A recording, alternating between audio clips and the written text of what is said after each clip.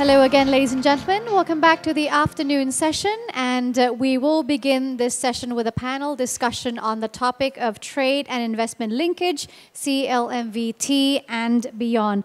I believe our panelists are now ready to express their insights and experiences on how the region will be a magnet in terms of trade and investment for investors from around the world. So without further ado, I'd like to warmly welcome to the stage our panelists, Mr. Chetanarunnarake, CEO of Chandragan Group of India. A big round of applause, please. Mr. Douglas Fu, President of Singapore Manufacturing Federation. Mr. Ripon Tarukansakun, Chairman of Group, CEO of WHA Corporation Public Company Limited from Thailand. A big round of applause, please. And last but not least, Mr. Christian Widman, Chairman and CEO of BMW Group Thailand Company Limited. And also, ladies and gentlemen, our moderator for this session is Dr. Kirada Pao Pichit, Director of Economic Intelligence Service at Thailand Development Research Institute, or TDRI. All right, now our panelists and our moderator are ready on the stage, so please take it away. Thank you very much, Pinhani. Welcome back, everyone. I hope you have enjoyed the delicious lunch that was served. We have a very exciting panel today. I'm very honored to be here with them. I've read all their CVs very carefully, and I am very impressed because here you have four very distinguished panelists who have experiences not only in CLMVT, but also in other parts of the world. So it's very fortunate that we have all four of them here talking about the trade and investment linkage, which has to do a lot with the supply chains of CLMVT and also linking CLMVT to the rest of the world, which we have heard in the morning that it's a growth engine for CLMVT. We still have a lot of challenges that we will have to overcome, but there are lots of opportunities that lie ahead of us as well. So in this session, which we will go on until around 3 p.m., we will have a Q&A session, so please be prepared with questions if you have. I'll leave the last 20 minutes to half an hour for Q&A. But what we'll do here is, because we have panelists coming from various sectors with very diverse experiences, which will be very valuable to share with us. So what have I asked? I've asked the panelists to do is to help shed light on three areas for us. One is how do they see the future of supply chains in CLMVT, which has to do with trade and investments as well. And so if we see these future with opportunities, what are the challenges that still remains? Right? And lastly, we'll talk about how do we overcome those challenges, either from the private sector or from coordination with the government. And these will be views from those actually on the ground, right? The private sector representatives who are actually doing business here in CLMVT and also linking CLMVT to the world. So with that, I'd like to start with Douglas. So Douglas is actually the president of the Singapore Manufacturing Association, but he's also a member of the parliament, and you can look at his CV in the pamphlet that was given to you, and you know that Douglas's experiences are also much beyond Singapore and the region. So, as being in the Manufacturing Association of Singapore, what are your views of the future supply chain of CLMVT? How do you see it? What are the opportunities? Well, thank you, Doctor. Thank you for having me, and I look forward to learning and connecting with more of the distinguished panels and the audience later. Maybe give me a bit of time to actually take the perspective from the Singapore Manufacturing Federation. The Singapore Manufacturing Federation was set up in 1932. Wow. So that was before Singapore gained independence. And at that time, on this small little island, there were a few people that decided that there is a possibility of building a manufacturing industry, and even a manufacturing hub. So we essentially have actually seen the nation building in Singapore. Many years we actually had Ford manufacturing cars in Singapore. Then we move on to do household appliances. And fast forward to today, In the last few years, we had a committee for future economy having a discussion on what the Singapore economy construct would be like. And the final decision, the final report that came out from that committee of future economy reiterate a 20% contribution from the manufacturing sector. And in Singapore, we have very limited land, very limited labor, which are really the two important factors of production for any manufacturing activity. The third component is capital, which we are a bit more blessed. People put some money there, so we got access to the capital. So then what does Singapore Manufacturing Federation entails to go forward to help? So we had a whole rethink about the future of manufacturing. And the conclusion from that discussion is we should have a conversation and we should build collaboration and using the whole ASEAN as our manufacturing hub. Because the 10 different countries at 10 different stages of development actually create both a challenge but also an advantage because various components of any products could be competitively built in the different areas, in the different economic zones. So therein lies the opportunity of going back to your own business model and start looking at how do you innovate from business model. And about 8 years ago, we started helping our enterprise to go on this journey on business model innovation. The business model that has actually worked for many years, for many companies in many countries are now being disrupted very quickly. And so you see that there are a lot of new companies that are less than 10 years old, or few years old, that are reaching billion market cap, which in the history, you have never seen that happening. It takes time to really build up the whole blocks. But all these are now evolving and changing. So the whole ASEAN, going to become the 4th largest economy by 2030, creates a huge opportunity. And it is just going to be in the next 10 years. Either you watch it happen, or you participate actively in it. So, as far as Singapore Manufacturing Federation is concerned, we are encouraging our enterprise.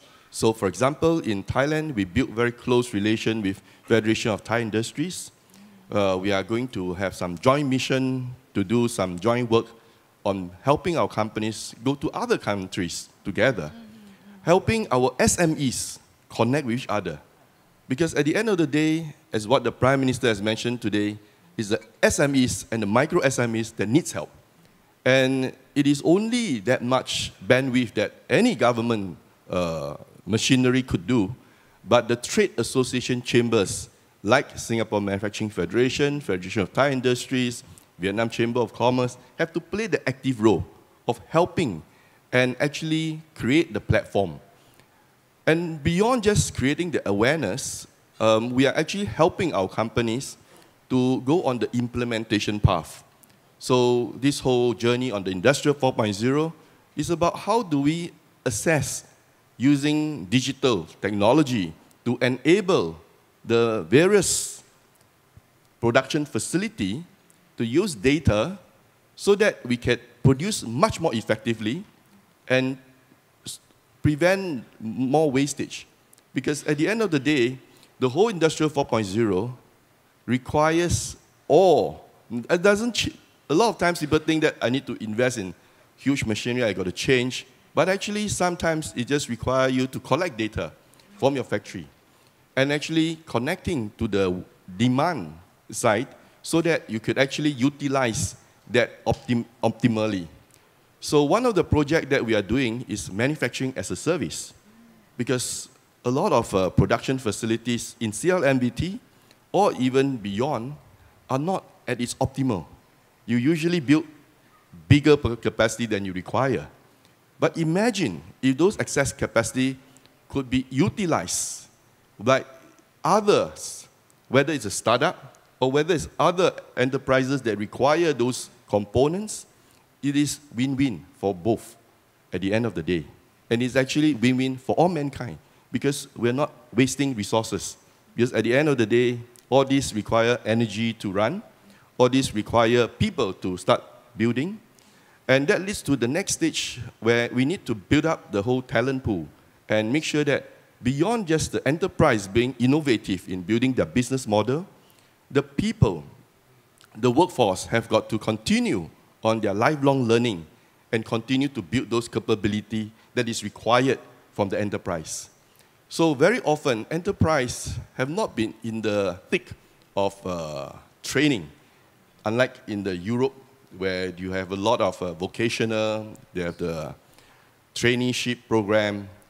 So over this region, I think we need to start having a more active role from the trade association chambers to take a stake in building the future workforce and building capabilities and continue retraining those capabilities to make sure that it is piped into the future economy.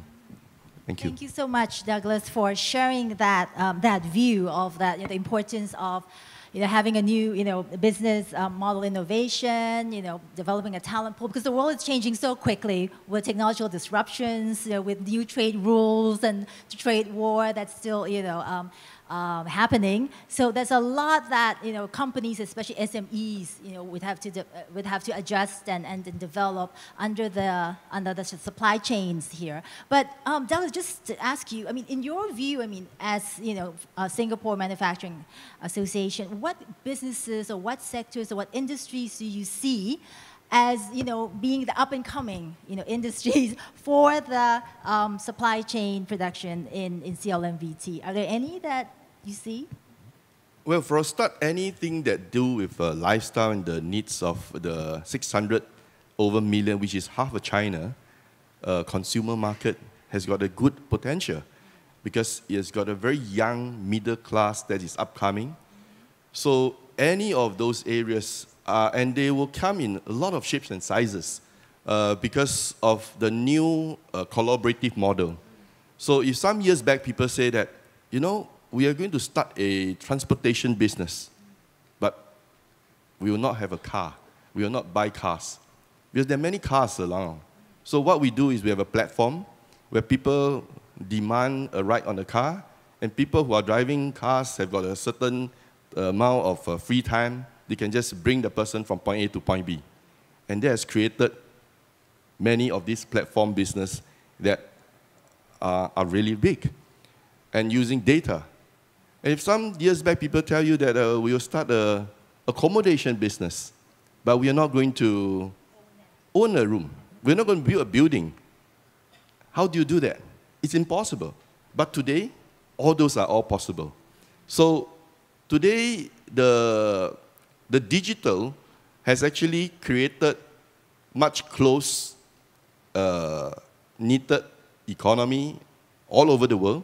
Because last time when you produce something, you're always constrained by your geographical. You'll probably be in your own village and your own sectorial. But today, if you know how to use your digital platform well, people from very far could know about it. People can actually access to it as well. And with those information that you can get on that digital platform, you can do wonders. And that's why yesterday when Professor Kishore talked about the challenges in ASEAN, he also spoke about the opportunities right now.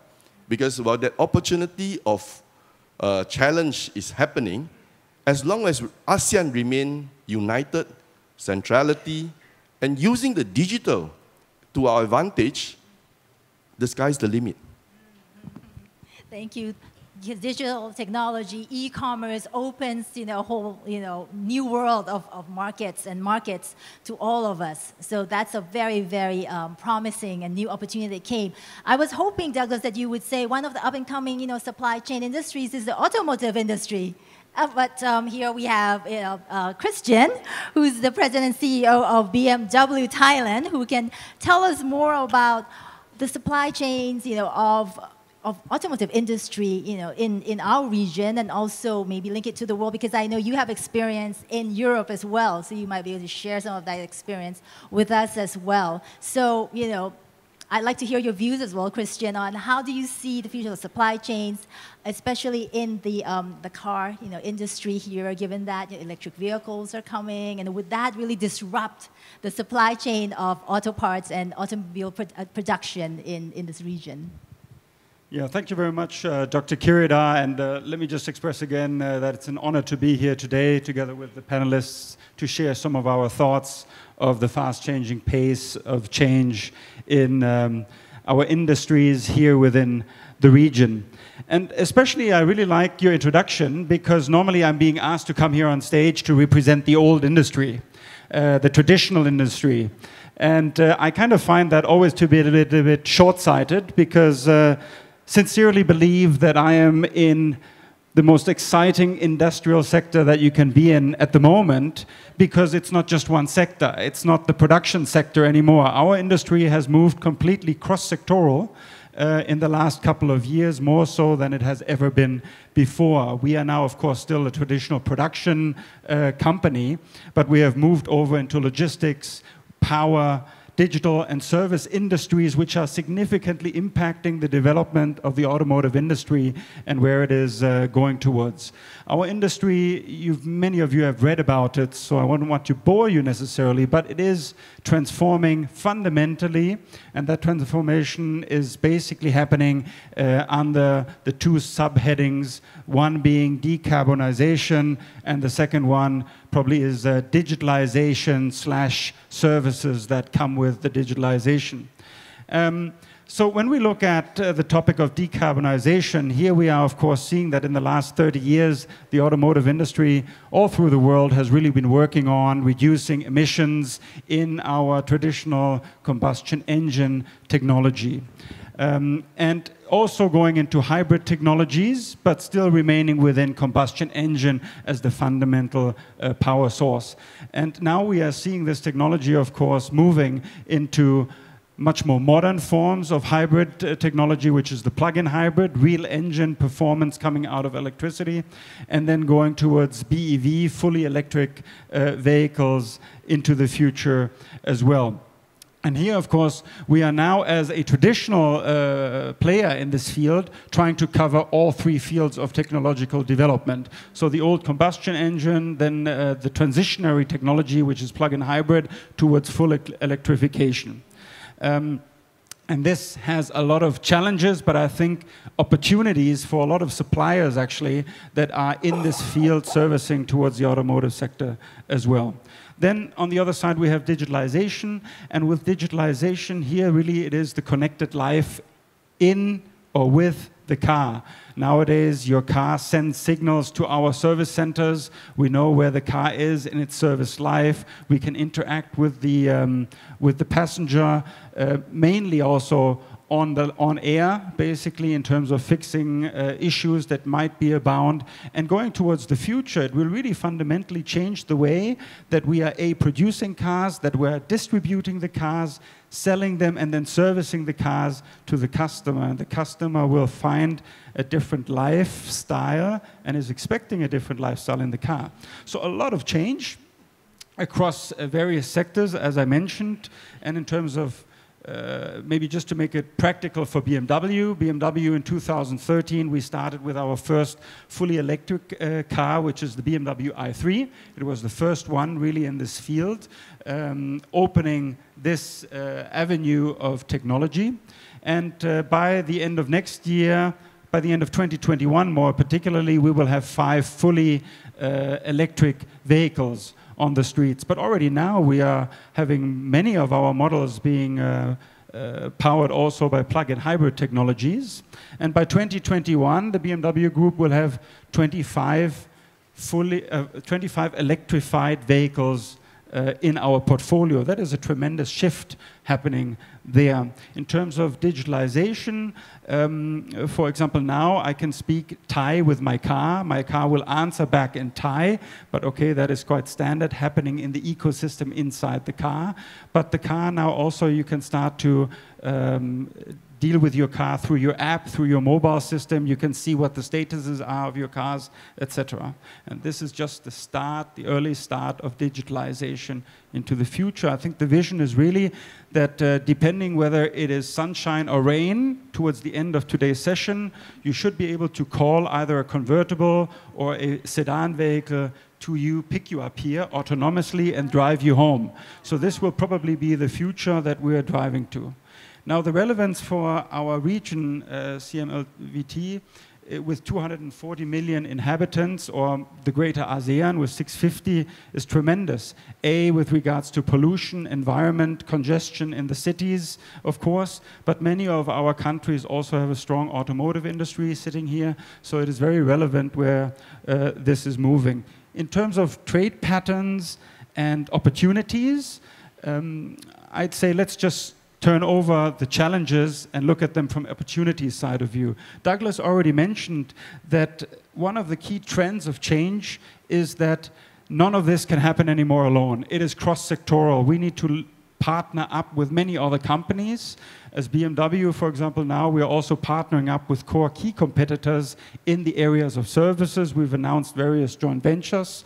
So this is a fundamental shift in mindset towards a much more collaborative way of developing industry and technology currently than we've ever had it before. And Douglas, you mentioned that this can be done all over the world. So borderlessness really is, once you have good partnership and collaboration, this can happen anywhere in the world nowadays, which will of course impact production policies of not just the OEMs, but all the suppliers in the network as well. So fundamental changes. Then with regards to electrification, now there's a lot of concern here, but see all of the upsides. We have a completely new industry developing in terms of electric mobility, all of the parts, all of the engines, all of the powers. This is all new. And I think here, of course, the challenge is for some suppliers to switch and to also be able to participate in this switch of industry.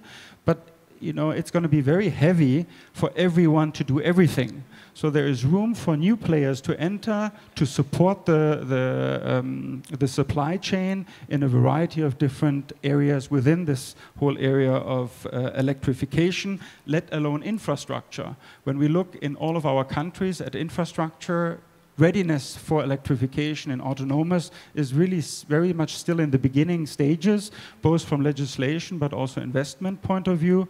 And a lot of future technological opportunities are here for the supply chain to enter into as well. In digital, we see new services coming, new apps developing. Also here, Douglas was running ahead already with saying that you don't need to own the asset anymore. We will have more shared services happening. This is already a trend happening in Europe and Americas. It will be coming to China, already is in China, and it will come over and spill into our region as well. So here are opportunities really ready for us to pick up. And finally, in the area of education, vocational education really is probably on the forefront. Of course, higher education is something we see developing already now, but we need a stronger push towards vocational education to really build the foundation for R&D opportunities to be able to grow in this region as well. So I would say a lot of challenges, but on the flip side, opportunities. Lots of opportunities as well. Thank you so much, Christian, for sharing the opportunities with us. So we see that decarbonization and digitalization is really going to transform the auto business in the future. Of course, it's a threat to existing businesses, but it's also there are also opportunities for new products and services, as Christian's mentioned. But just a quick question, I think everybody wants to know as well, the reality of electric vehicles. How soon do you think it will be big in this region? 10 years? 5 years? Well, I guess this is another really fundamental question you're asking. It's not just a quick one, even though you want to sneak it in. Could talk about that a long time. So there's no dedicated year and date, of course. But I think what we see is that it's happening at very different speeds everywhere throughout the world. And then again, well, this is a challenge. If you want to deal with all of it, but if you want to be able to take opportunities, you really can look at different speeds of developments in different areas throughout the world and make benefits of that. And I guess, we can say, if you look at BMW itself, 25 models by 2025, we are expecting worldwide a big segment of that happening. Will it happen at the same speed here? Well, I guess not. I guess that's why we have plug-in hybrid technology as a bridging technology, where nowadays, you really have ranges with plug-in hybrids where you can easily cover your day-to-day big city urban needs. But when you go over up-country, then the infrastructure might not be fully available. And here, the plug-in hybrid is a good bridging technology for a while to stay in certain regions. Yes. That's right. And here in our region, we use a lot of pickup trucks as well. And that would probably not transition to electric as quickly as sedans. Am I correct? Let's wait and see that space developing. Okay, let's wait and see. Thank you so much, Chris, for sharing that. Now, we have talked a lot about manufacturing, and also now that, manufacturing is not only manufacturing, is services embedded as well. So we'd like to also hear from Chetan, who is now the CEO of the Chandran Group. I'm sorry if I don't pronounce it correctly. But actually, Chetan has experiences in many multinational companies, in the world. So he was formerly with Mars Food, both human and pet foods. That's correct. That's right. And the chocolate as well. And chocolate as well. Snickers, yeah. And also with Mead Johnson as well, correct. right? So and he has worked in the U.S. He's worked in Singapore, Thailand, and now you're based in India. That's correct. And you're also the advisor to our Thai trade office in Mumbai. Is that correct? That's correct. So, Chetan knows a lot about, this region and also from, other regions as well. So just wanted to hear your views as well, Chetan. How do you see, what are the opportunities, what businesses do you see are opportunities here, given that you've worked here quite a bit? I mean, to be honest, from the morning, the panelists as well as from Prime Minister, pretty much we talked about there are many opportunities that exist that we could execute. Probably I will build up a bit on what Douglas said, is, now it's about the execution of it. And who's going to make the difference are the SMEs and the entrepreneurs who are actually getting into this field. With the digital platform, it makes it much easier for anybody to start a company. Of course, Singapore is going to be a gold standard where you can start a company less than 5 minutes. Is that right? Less than 5 minutes, you can start the company. So basically, as Prime Minister said in the morning, that how we can really streamline the processes and making sure that the new entrepreneurs, as well as any cross-border business you have to do, there are clear directions given to them. And trade association, as you mentioned, is going to play a huge role in it. So let me give some examples, which I had done probably a couple of days before and probably my work experience before. I can take an example of Chantaburi province, where we are actually working on some of the universities to collaborate with each other. So Burapha University is actually have a joint venture with Battambang University in Cambodia, and there is an exchange program going on. So the way I see it, there is a soft power as well as a hard power. Hard power is a transaction that happens actually in money, but the soft power is where through education, the culture, and the regional beliefs and the value system, that plays that trust which is underlined for any trade to happen. So everybody have talked about the areas where we can actually make the hard transaction, but there is an underlying important thing is the value system, and we cannot undermine that. So we have to make sure we keep that in mind and really use it for the benefit, for the trust that is necessary to develop this trade. So Burapha University, I was mentioning about, have done a joint venture with Battambang University. We work with, another example is we are currently working with DITP as well as with the TAT from India with Chantaburi province, where we are trying to bring the Indian filmmakers or the movie makers and have a joint ventures with Chantaburi where they can offer lot many places, the hotels, the dance music school over there. They can collaborate and provide the necessary ingredients for making the movies Also, we are talking about exporting, mangosteen from Thailand to India. And the way we are addressing is not going directly to farmers, but we are going through the trade association, as Douglas mentioned. That's the way, because certain things get more complex. You don't need to know everything, but the trade association plays a crucial role that makes the young entrepreneurs as well as the farmers to get things happen very quickly. So now the power is in operation, and that's something we need to execute very well. So Dr. Wasin from Burapha University is doing a fantastic job with Dr. Bichai, who have done a fantastic project with the Prime Minister's office in the past. Probably from my experience in the fast-moving consumer good from Mars or from Med Johnson, when we used to launch a new product in Southeast Asia and overall, some of the markets took us 1 year just to register the product. So what we were looking for, and there are 15 people running the activity management team where they're doing the packaging. They have a different quality standards in terms of how the product should be. So one of the discussion we should consider for the service or the FMCG industries, can we really standardize the quality measures? So, if we can sell it in Malaysia, can we sell it in Myanmar, the same product or not? We should not have that discussion at all, because we should send that quality standards upfront, taking that all into consideration. It will save a lot of time for multinational companies as well as for any young entrepreneurs, and makes it easy trade improvement, especially when it comes to processed food. Of course, when it comes to fresh food, it becomes a very difficult conversation because you can't control how it grew. But it is coming eventually. But right now, I think the low-hanging fruits will be, I would say, food processing, processed food or so.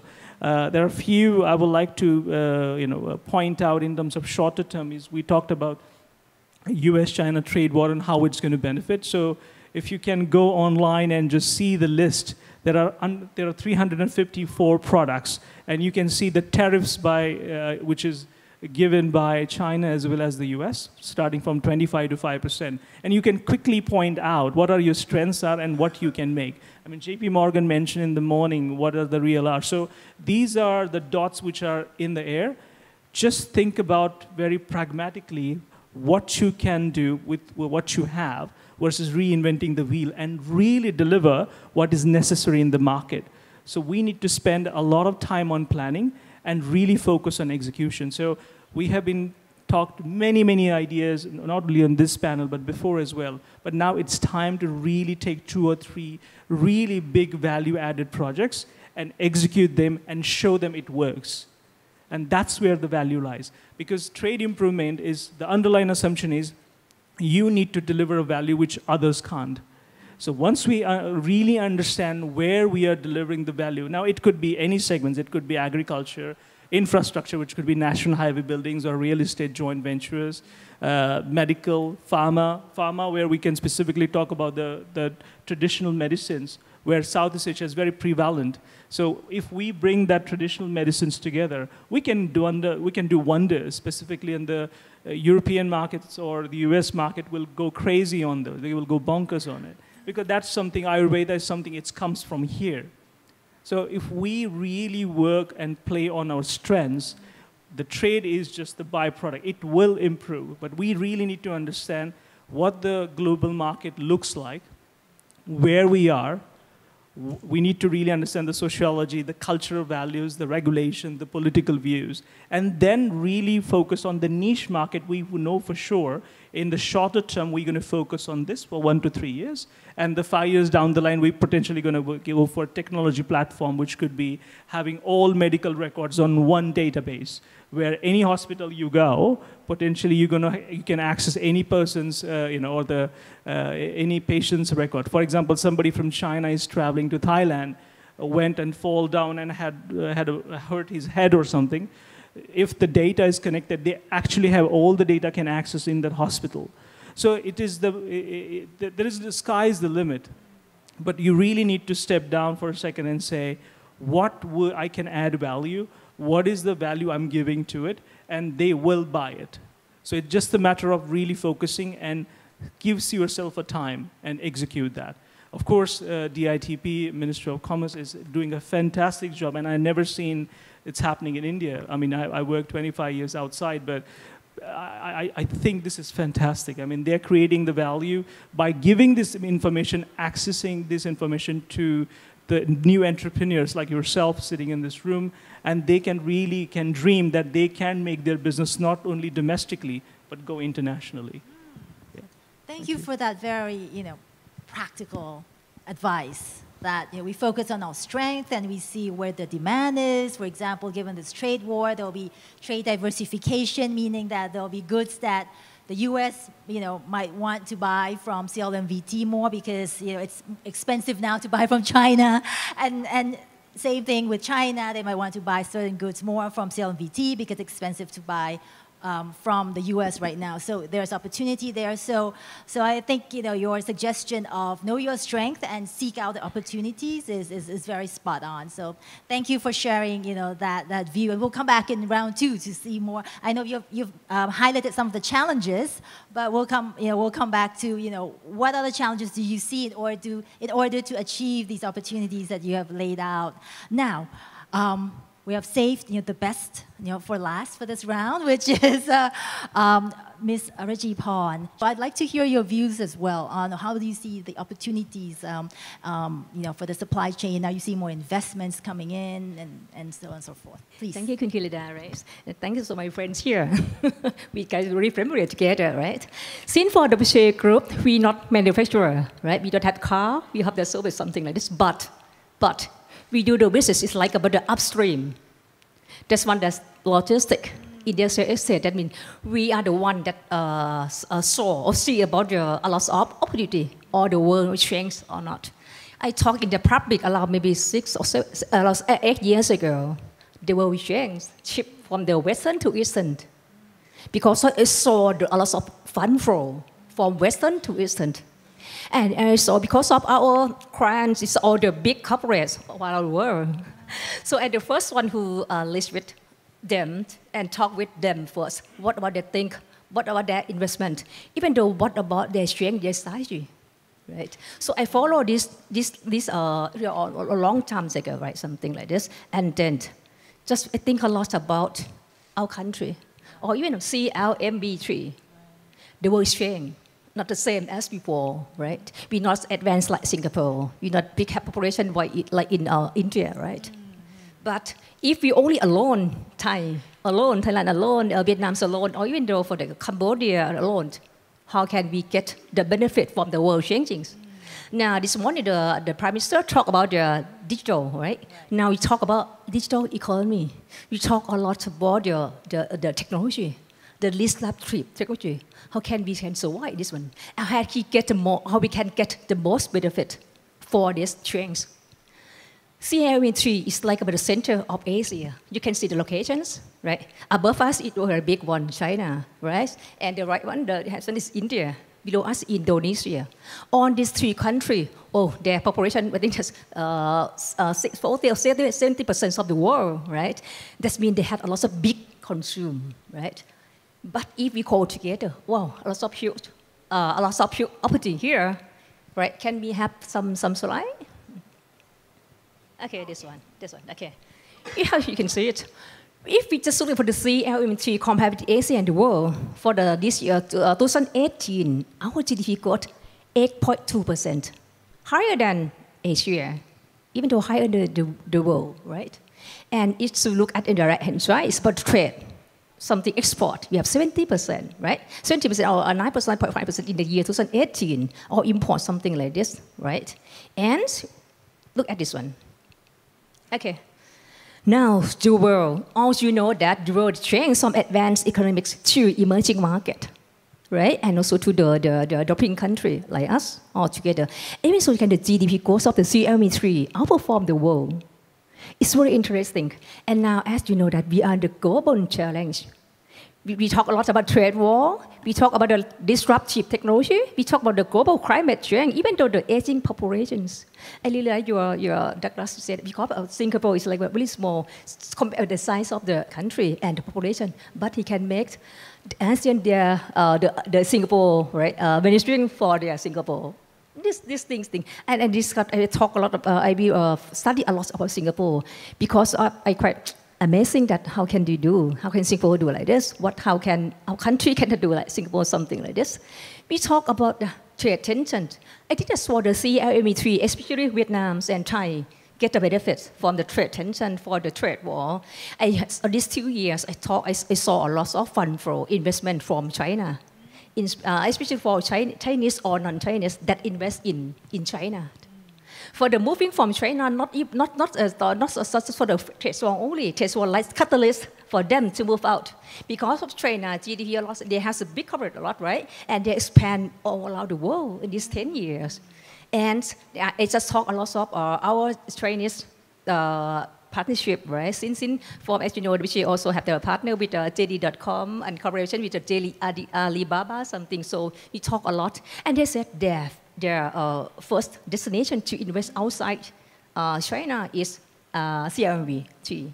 Because of this, so a lot of labor here, so the good infrastructure, had a lot of room to go, right? So I think that if we can have that tag team together, I always say that's why you need to compete with each other. Because of as a WHA, I also invest in other countries. I also have the industrial asset in Vietnam. I also have logistics in Indonesia. I also have the power plant in Laos, right? I saw lots of competition between each other. Why? This world is so small. Why not we share? We share together. We can share resource. We can share labor. We can share about the logistics. We can share about the energy, right? Since right now Thailand, you face about the aging society, right? How can we just transfer something to our neighbor, have lower intensive cost than us? How can we we have now Thailand, we try to turn to be the Thailand 4.0. We talk about the industrial 4.0. How can we transfer technology together? Why we need to compete each other? So I think I really like these topics. CLMVT, the new value chain hubs of Asia. If we can do that, if we have the kind of partner together, I think that we are the one. We can dominate many things, right? And we can attach for the investor, right? For the technology now, we talk a lot about the e-commerce versus the world is really small right now, right? Why we need to do each country or in each country the corporate try to do the platform by themselves. You can compete with Alibaba. You can be the big giants, Amazon, something like this. But if I try to propose this to the Prime Minister, what about how can we do the e-commerce platform or the nation e-commerce platform? But now I think that how can if we can do the CLMV3 e-commerce platform, we can push all in our products, agriculture, or many things in this platform, and we can recruit about all the SME or the big corporate all together. That's big enough to do the platform, to the e-commerce platform, and we can distribute our products around the world. Even though you think about the BRI, Belt and Road Initiative, right? For the China, they built about the train, right? From Kunming, right? Past Myanmar to Thai. Also another route from the Kunming to Laos to Thai, and then to Vietnam to Cambodia and to Thai. Why we don't use this route to trade up? Not afraid that also Thai people are afraid of the BRI. No, you cannot afraid that. You just think about that. How can we use this route that China invest a lot of how many billion, right, for this one to trade up?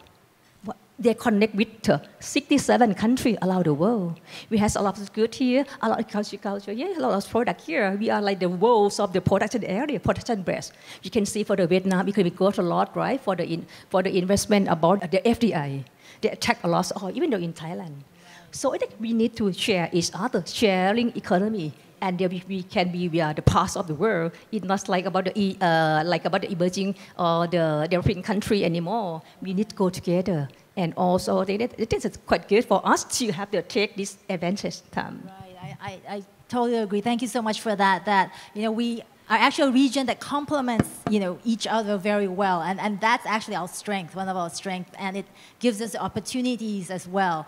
But just to ask you more specific on the trends, because as WHA, you've seen investments coming into Thailand or to Vietnam, that you now have a new estate there in northern Vietnam. what are the industries that are up and coming, that are really coming into our region, last year or this year or for the future? From us, still the first one from our sector is still the auto part. Since Thailand, as especially for our industrial asset, we like about the Detroit of Asia. From our industrial asset, we have 10 industrial assets in Thailand. We have allowed 260 companies do about the auto sector. So that's why the question that you just asked Christian, so I want to ask him, what do you think?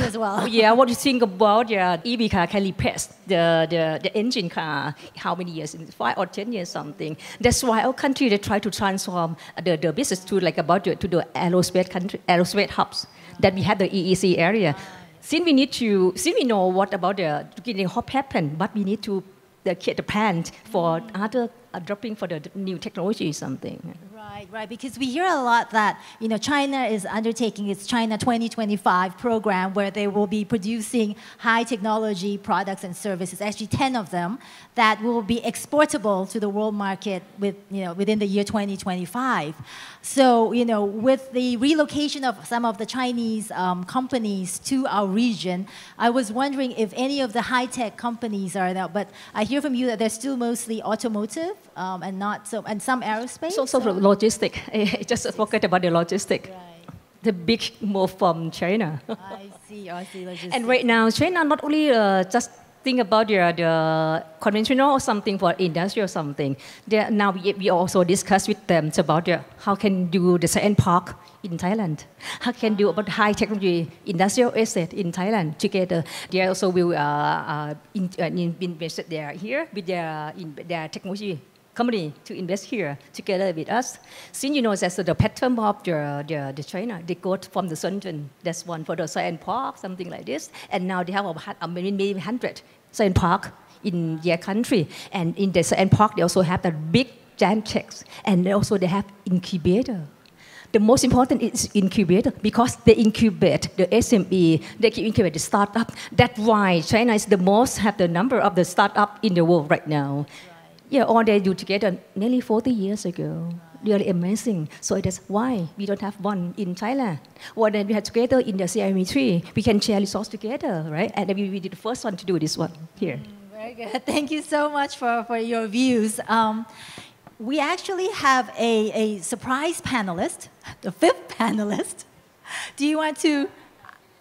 Afterwards, okay. Actually, Kun Pim Chanok has something to share as well, which might be useful for all of us here. She has a list of products that could, benefit from the development of the value chain here. But Kun Pim Chanok will come a bit later because she would like to hear from us more on what are now you've outlined the opportunities, the different sectors that could really grow here. But what are the challenges? What are the challenges that you still see that exist in achieving those opportunities? So please feel free. I know you're holding the microphone very tightly, so please. I think the main. I think so. There are 2 main challenges. Is basically the accessibility of that information, right?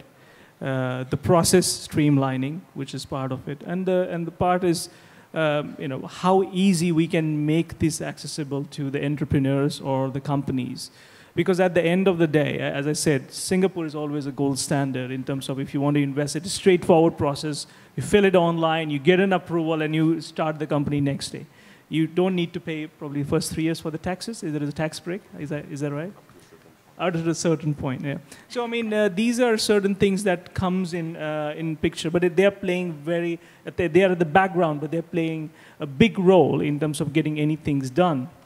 So to me, when we look at the challenges, we need to really focus on few things and most value adding. I can give you a couple of examples, like especially we could get into the media agency where. If you see the quality of the advertisement that Thailand produces, it's fantastic. It's equal to any of the advertisement used to come from the US or Western, because when I worked for Mars, we always looked at the advertisement for pedigree coming from Western countries, and then we used to have a Thailand advertisement. And we choose at the end, now I can speak about it because I'm no more work with Mars, but we made the decision to go with Thailand ad for pedigree versus when we're working with smart heart being our competition. So, you know, I mean, and if you see, when we have this strength exist, you know, now the challenge is we need to identify that strength. The challenge is not identifying that strength and really play on it. Now we know that's a strength. If you see the VFX, which is the animation movies, if you see any Bollywood, or there is only one company in India, which probably, Finding Nemo, those kind of companies they make. For a minute, it costs like $30,000 US. That's what it costs to give 1 minute of animation. So if you have that strength already exist in Thailand, why not really get that stuff ready, the skill, give that skills, and you can imagine how big it can get. So for me, the challenge is not only the processes and overall, but on cross-border things, which is obvious and interest of each countries, but also to fail to understand and spend time on understanding your strength and really play strong on it. I think so that's holding us back as a big challenge for us. And once and when we said, let's take 3 projects at a time and make it a success to show that we can do it. If we take maybe 100 projects at a time, and of course, there are trade association by segment is going to be different, but we choose which segment is going to deliver the higher value for this sub-region. And if you take India as an example, if we as a sub-region started looking at the requirements, the way the world was looking at China, the way we start looking at India, I mean, the recent survey, our Prime Minister Modi, he talked about the new the survey from Niti Aayog just came in, and there was a target of $5 trillion. That that is the target for 2019 that's coming up. So how we can play in that economy, that's something we need to extend. And the challenge is how we're going to connect those dots. So for me, is there's a knowledge dot exist, and if we connect them at the right way, including taking some of the innovation point Douglas had mentioned about, without using the lot many resources, but delivering what we really need without having heavy capital investment, I think so that's the key. So you have to be very agile, you need to be you have to have a speed, and you need to be flexible. So you need to be adaptive to the situation. If you're going to be agile as cheetah, like the cheetah, and the size of elephant is going to move slower, but if you are the cheetah agile and the speed, that's what we want to be. And then you're going to be successful in being adaptive. So for me, connecting the knowledge dots, which exist there, but connecting them is something we need to work very closely. And challenges, do understand your strengths and play on it aggressively, understanding what the requirements of the market landscape outside. Thank you. And one way to connect those knowledge dots, I think Douglas mentioned earlier, is the role of the trade associations that will be increasingly important in this very disruptive and fast, changing world, right? I mean, can you shed some light on, what Singapore has done, or what your federation has done to connect those knowledge dots for your members, for the SMEs, and to get the moral of the story is leave no money behind. That's the key. Well, for a start, for the CLMVT in particular, we work very closely with the various Chamber of Commerce. So like Cambodia Chamber of Commerce, Laos Chamber of Commerce, Myanmar Chamber of Commerce, the Vietnam Chamber of Commerce, the Federation of Thai Industries. So all these actually build the relations. I think we can do a lot more to strengthen and deepen those relations and create a lot of opportunities. So I'd like to congratulate the Ministry of Commerce for putting this together, because we need more of such. Like what Professor Kishore mentioned yesterday, we need to really put it onto the table and put out the challenges and the differences and the things that we all are doing. Because without that conversation, we are all guessing what each party is doing. But through collaboration, very honest and deliberate conversations will come together to come with some very meaningful, purposeful, like what you have mentioned, small projects that we could do together. And once you achieve success on those small projects, then you could continue to build it and become larger. So you never know, like 10 years later, a CLMVT forum like this could become a global platform where global enterprises or global audience will come and want to be connected because they want to know about CLMVT. Just like how when we started, I'm actually representing Singapore in the ASEAN Business Council. We used to have only 1 day for our meeting, but now it becomes 2.5 days because we've got US ASEAN, China ASEAN, Canada ASEAN, UK ASEAN. Everybody wants to be connected. So therein lies that connectivity that you need to continue to build on. And it is a very deliberate, and you need to put effort into that. It is an opportunity, but at the end of the day, you need to put deliberate actions to push forward. So the TACs can definitely play a much more active role, not just within their diverse countries, but on these cross bilateral, multilateral platforms to build a lot more such forum for helping the small medium enterprises and the micro enterprises. Right. Well, thank you for that. I agree that having forums like this, getting people together, getting to know each other better, does help. But Douglas, I just want to hear your practical views on what practically would we do. For example, you are the president of the Singapore Manufacturing Federation. So let's say we have a CLMVT Manufacturing Federation, that would provide knowledge and skills building or whatsoever to members. I mean, building from your experience from the Singapore Manufacturing Federation, what are the success factors? I mean, do we need to have a dedicated office, a group that focuses on something? What are the practical advice can you give? Oh, I wouldn't dare to give practical advice. I just give my thoughts, my little thoughts on that. I think there's enough organizations and enough structure already as it is. So we don't just want to go and set up another committee and another, one of this. But how do we build more connectivity? And one of the areas that I may humbly suggest is really getting the youth in ASEAN and CLMVT to be aware of the importance of that connectivity and start building that culture. So maybe you could invite some youth into this forum. Could be undergrads or postgraduates that would want to be entrepreneurs, that want to be connected. They could be in various agencies as well. And start getting that journey into understanding and deepening the relations that they can have. There is I used to serve on Singapore National Youth Council. So we have this the ship from Nippon Maru that comes from Japan that have got the 10 ASEAN country youth that go onto that ship for about 40 days to get to know each other.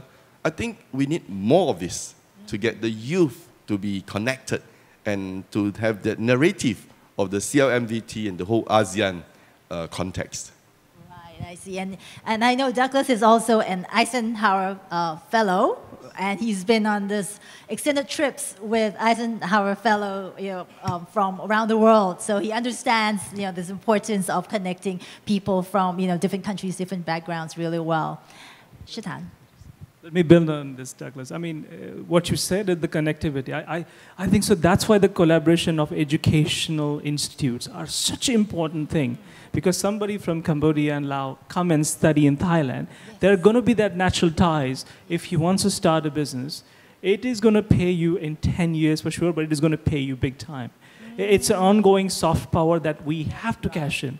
That's why what Burapha University is doing with Cambodian universities right now is huge. I mean, it looks tiny at this point, but it is going to pay huge dividends in the coming future. So exchange program between CLMVT with India, with Singapore universities, which is happening in certain things, but if we really decide as a Ministry of Commerce initiative and really send students up there, really understand the culture and the dynamics within the market, it's going to make it a successful entrepreneur eventually to them. Yeah, human resource is actually one of the most important link in the value chain. And exchange of skilled labor as well. That's a big capital. Right. So another sector that Chetan has just pointed is the education sector that we could collaborate as well. Before going to back to Christian and Kun Richipan, I think Kun Pim Chanok would like to say a few things which would be very useful for the audience as well. Hopefully. Yes. Hopefully, yes, Okay. please. I just want please, to you take wanna- this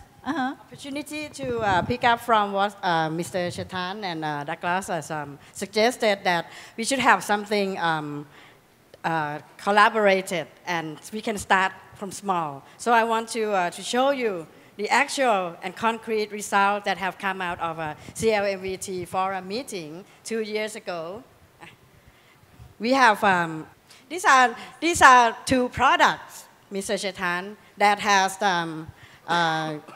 my office has initiated as a project.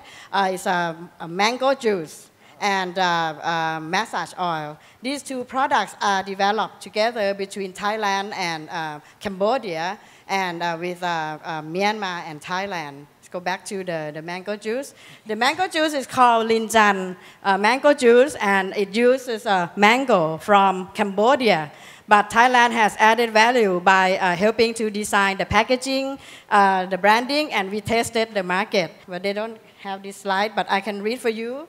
Before we, it's actually real products, and the patent is owned by my office.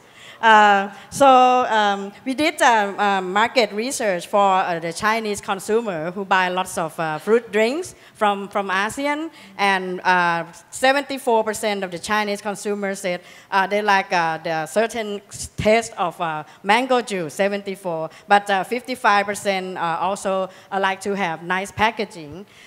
We also asked whether they like paper box or other kind of packaging.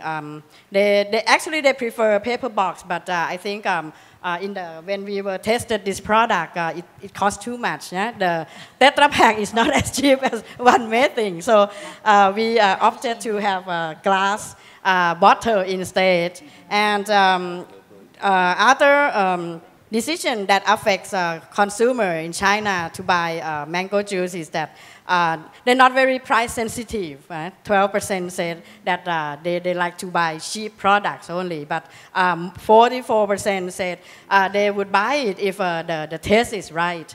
And lastly, we asked for the price, and this is not a Chinese market, but in Thailand, and about 40% of Thai consumer said if it's about 15 baht to 20 baht, then they will buy it. But 18% said they can pay up to 40 baht.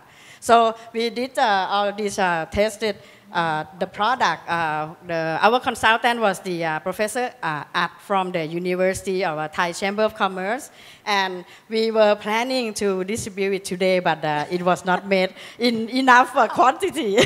I'm very sorry. So maybe next year you can have it. But this is already come with the tested the market. The consumer in Thailand and Cambodia likes it. We still hold the patent, but we plan to issue it to local community and cooperatives and social business in local areas, so that this would be a new product that can be developed and sold by Cambodian and for Thai cooperatives.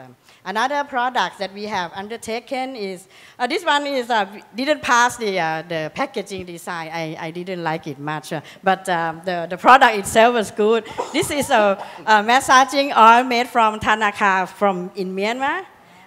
With some other herbs in Thailand, and the University of Mae Fah Luang in Chiang Rai helped develop this the product. It still has to go through several testing of the market, but these are actual and real concrete results that, okay, we're not going to make a CLMVT car soon. I'm sorry, Christian. Probably not, but maybe in my lifetime, yes, but not yet. But we start small, and we start with something that would answer to the needs of many local small farmers holder in several countries. So this year, we will still have 2 projects ongoing. One is develop beef processing, cutting meat to make steak to be sent to supermarket or 5-star hotel. This is a project between Thailand and Cambodia, but can also be with Laos. And with Myanmar, we have another project on preserving seafood to be sent to hotel in Phetchaburi and Prachuap Khiri Khan, and also to Myanmar as well. So these are the kind of ideas, the small ideas that we can work together.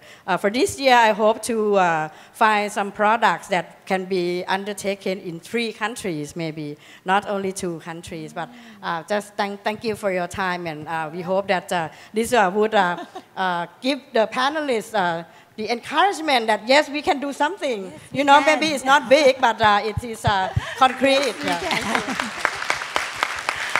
Thank you so much, Director Kim Chunok. Those are very good examples. Coming back to the point that, following what you said just now, that there are many opportunities, but what are the challenges that you still see for our region in producing, car parts or services and coping with this decarbonization and digitalization?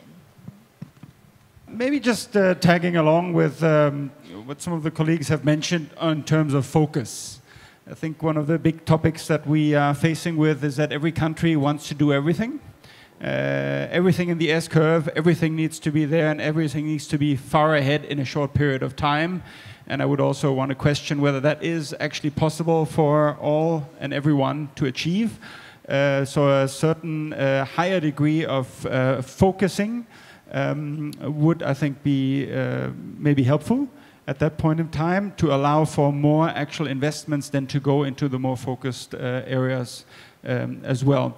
Then at the same time, I believe I mentioned earlier that technology is moving very fast, and you've got some big players around you as well. And when we look at certain industries, automotive is one, but there are others which are very investment intensive, then the investments, big investments, will happen in very few areas and regions.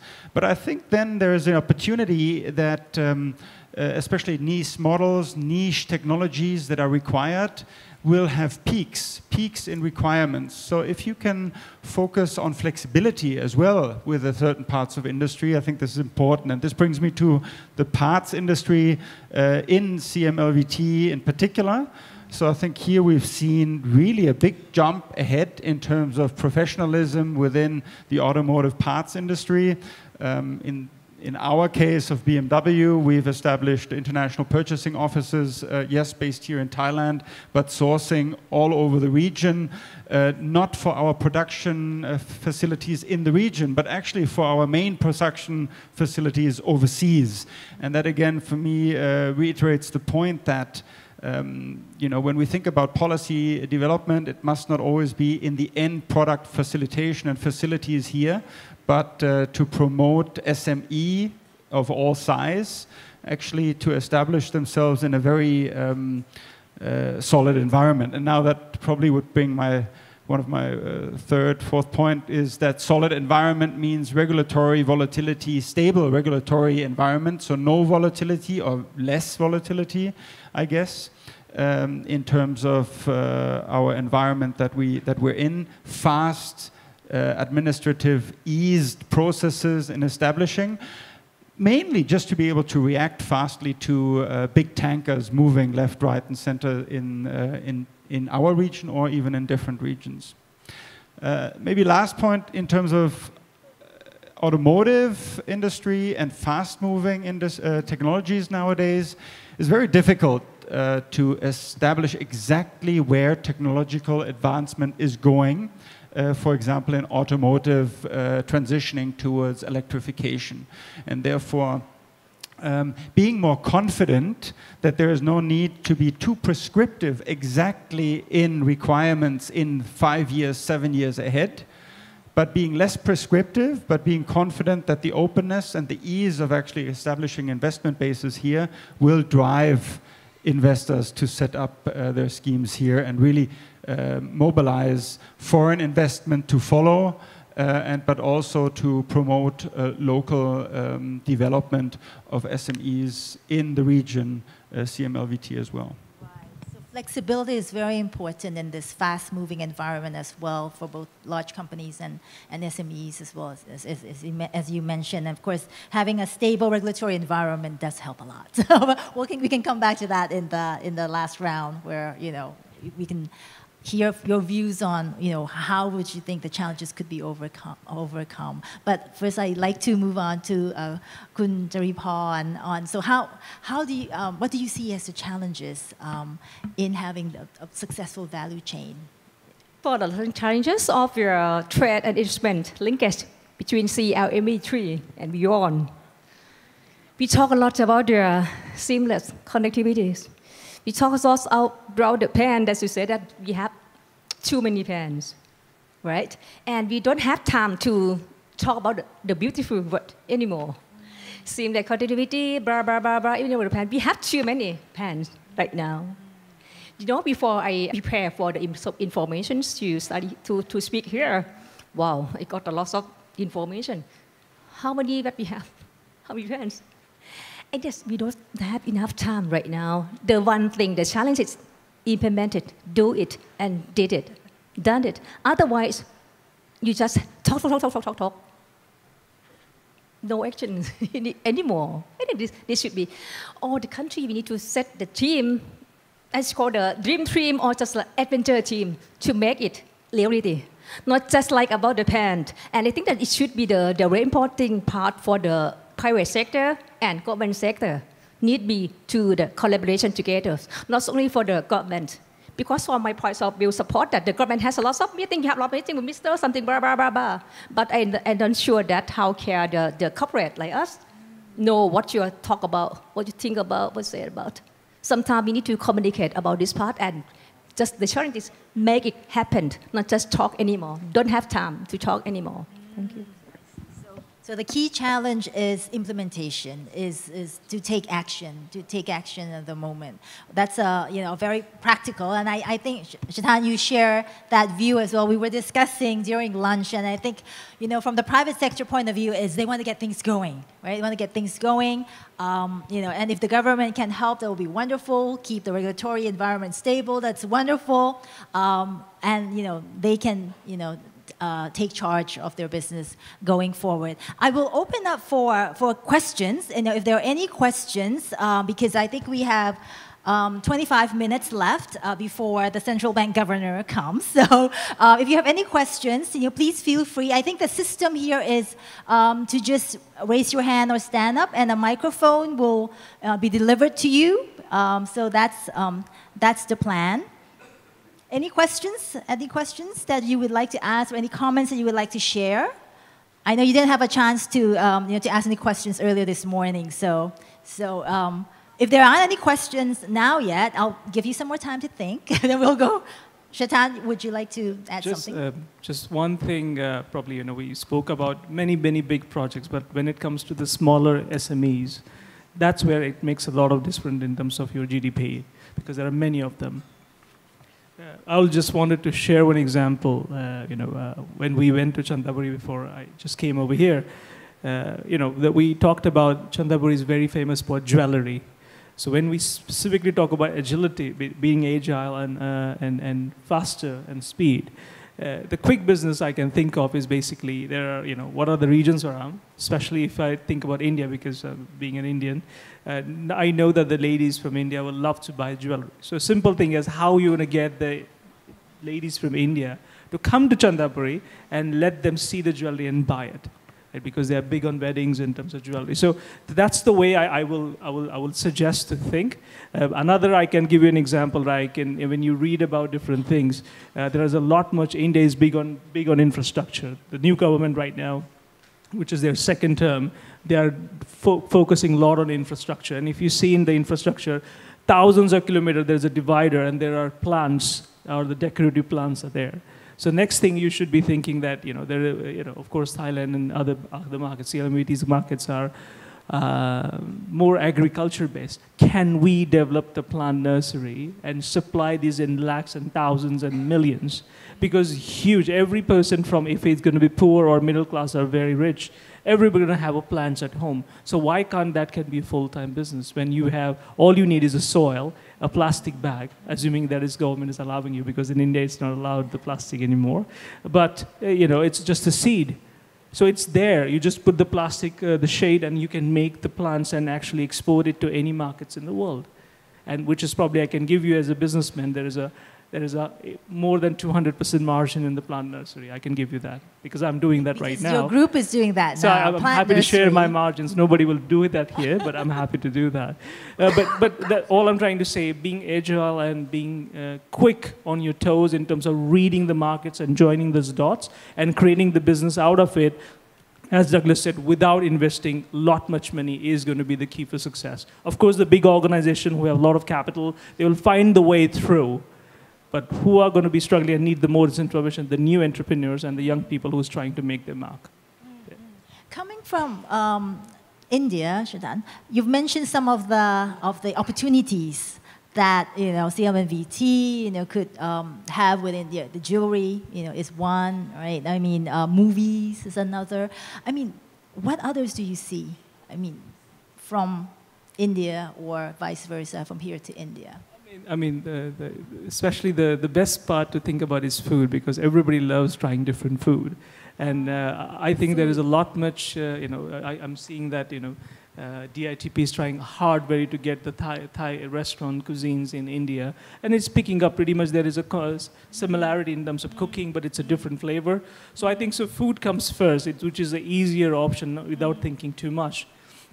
But also, I think is the biggest, opportunity right now is the infrastructure. And why I say that specifically for Singapore as well and Thailand. Why? Because, there is a lot of disposable income in India at this point of time. Of course, because of the GST and the demonetization, there is a bit of slack right now in the market. But there are people who are ready to invest into the great expensive villas and expensive houses. For example, if you see a Trump Tower which was built in Delhi, it was sold in less than a month, which is cost like $1 million, which is huge for India. It's common for Singapore, but it's huge for India. So I mean, there is money exists. So infrastructure for airport building. So there is a new airport in Pune was actually allotted to Italian Thai company. So there is already trade happening. So it's all about. I believe it's big on pharma, big on medicines or medical infrastructure, and agriculture and food, specifically processed food as well. It could be dried fruits and overall. You're just getting the right buyer and the right price. I think it could be better. So I think this is the main I can think of from the India side. And of course, I talked about the VFX, which is the most lucrative business, getting into animation, which is about movie making, which is around a minute $30,000 US. That's what I see from the newspaper. So that's right. There's so many opportunities out there. It's just up to us if we can get our act together and take action. We have another 5 minutes because we're going to do a little break before the central bank governor comes at 3. Are there any questions that anybody would like to? Okay, there's a question, please. Can you please Good afternoon. tell us? I'm P.K. Dal from India, from Bombay. And we see a lot of talking that what opportunities are there for the Indian market. As my friend just said that the infrastructure is growing up, I absolutely agree with him. But at the same time, I have been doing business with Thailand for quite some time, and we are not been able to compete the Chinese market.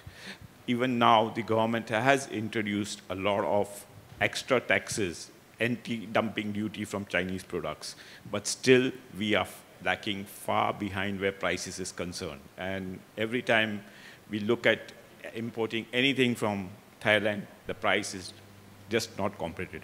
How do you take a stand that we could compete, especially in the refrigeration industry, in the air conditioning industry, which is a very, very huge market? If there's a development, these are the products which are going to be there in the Indian market. So what would the panel suggest for improvement of pricing? Even though being an ASEAN country, we have the concessions, but still we are outpriced. So if somebody can guide on that, I'd be very thankful. Anybody want to share your views on the pricing? Sir, thank you. I'll try to take a stab at it. And this is personally my opinion. So usually, I mean, you specifically said probably 3 or 4 different things. One is about, is it delivering what the product you're making and what China's product is delivering? Is the functionality is the same? There are a few clarification questions will come. Second is basically the price. Is this something you can do on the cost side? Probably, is that something you can reduce? Or the third is if you increase the price, will the customer is willing to pay? Is it delivering any extra additional services? So to me, it's absolutely right, because it's when the scale comes in, China always going to win, because there is an economic scale always comes into picture. But to be honest, it's very difficult to answer, except you look at your cost and is other markets who are willing to buy at that cost. But to be honest, specifically when it comes to the manufacturing sector, it's all the margin game. It's volume and the margin. Margins are going to be very narrow. If you go to any Tata Steel or anything, you go for Maruti car parts, all are going to be all about the thin margin and the big volume. So the best way I'll say that, see if you can compete, otherwise diversification is the key. Because there are certain things we know it's tough, but we can't deny them. It exists. And it's in front of you. If we can beat them, great. We can show them we are better than them one or other way. Because when I'm working with Med Johnson, there are other different products as well. But Med Johnson is probably 30% more on Infalac, which is probably a 30% more premium. So we came up with the claims which is potentially going to prove the worth of our product. And physically, there is a difference for it. And if we can't make it, there is no value differentiation. So then unfortunately, probably it is going to be a bit struggle to sell it and go to that lower cost if you can't cut the cost. So if you can't fight them, join them. No, just kidding. Yeah, if you can't fight them. This is the best, sir, I can think of from my experience. But it's difficult because I don't know what I can do the valuation that part, but specifically if the consumer is ready to pay for that valuation, and then only it's worth it, and not from manufacturer's point of view, from the consumer's point of view. It could be from convenience perspective. It could be from the services, the maintenance perspective, that we will give you the free service after that, give you 30 days credit. I don't know what's going to hit it. This is the best I can think of. This is very product specific, right? It's product by product, right? Any other questions before Kun Jaripan has another point you'd like to make? Oh, yes. I'm here. Where? Right at the end of the room. Oh, hi. Right. Can you introduce yourself? Yeah, Patara from the Balagar and Company. The panel touched a lot on the concept of being, fast-paced, moving, and being agile. I was just wondering, how can we move from the concept of being, agility towards become more sustainability? Yep. How can we, ensure the prosperity and FDI is coming to this sub-regional that will remain with us in the future? Yes. Great. And if you want to take that, how can you be agile and sustainable? So currently, with regards to CMLVT, I guess when we talk about sustainable agility, it starts within CMLVT itself. And I think here we have seen incredibly good intentions for collaboration and for sub-regional openness. But I think there is still room for improvement in terms of opening up really the markets to each other in a clear belief towards free trade, giving a head footstep towards this sub-region. And I think this free trade is a prerequisite really then for the agility and the speed that is needed for the industry players on SME levels in particular to be able to really flourish and foster here in the region. Thank you for that. So I think we're just almost out of time, and Kun Jaripan has one last point. Yeah. This is, I just would like to talk about the extensions, CLMVT competition. It's just we need to think about the 4 areas: embrace technology. Because of now, we need to improve our productions and service area, right? And also connect in the global productions network. We cannot stand alone. And the second thing is really important, to enhance the education. We need to reskill and upskill.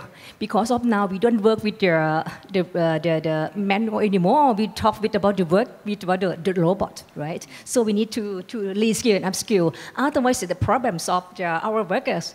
We all say like that, okay, we have the best skill in this regional, but right now don't have the time for skill anymore. It's like knowledgeable. So we need to reskill and upskill. And also increase about digital literacy, right? The third one, government support.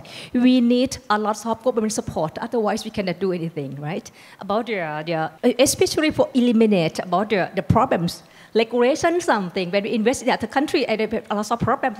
Since each country don't have the same regulator or something, right? Lots of rules, something. We have problem for us to invest in other country. So if we can make the standard, I think we need it, right? And the last thing, invest for the future. Invest for the future. We don't invest for the back to the future anymore. We need to think about this thing. That's one that we can make about the strengthen the CLMVT competitiveness. Thank you. Thank you so much. One last note, Douglas. Yeah. Sorry, I just wanted to jump in because all this actually comes across to an opportunity for CLMVT and also ASEAN to come up with a harmonized intellectual property framework. Because at the end of the day, CLMVT and ASEAN needs to understand and utilize intellectual property in a smart way to build the business model as we continue to innovate. Because while you innovate, you need to protect. And just now you talk about the patents for the mango juice, but there are many things that you continue to innovate. And I just wanted to share that this year, I actually serve on the Intellectual Property Office Singapore. And this year, we have actually launched, usually artificial intelligence protection takes 24 months.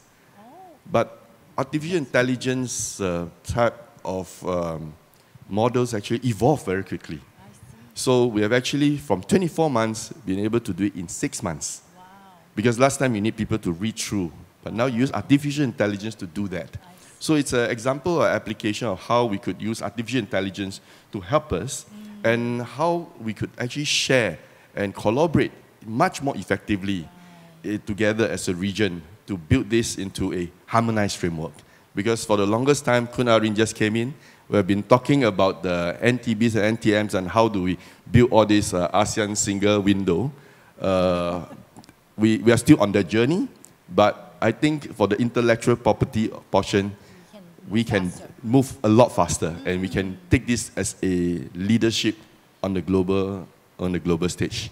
Right, Kun Arin? We're pushing for NTB, NTM for a very long time, right? That's your pet peeve. It's wonderful to end with that positive note that we can actually leverage new technologies now, for our collaboration, which could be faster and more effective as well. Thank you so much all for being here with us in this session. I would like to thank all the panelists again for sharing their thoughts and their wisdom with us. Can we please give them a very big hand again? Thank you so much. And I would like to give this floor back to the MC.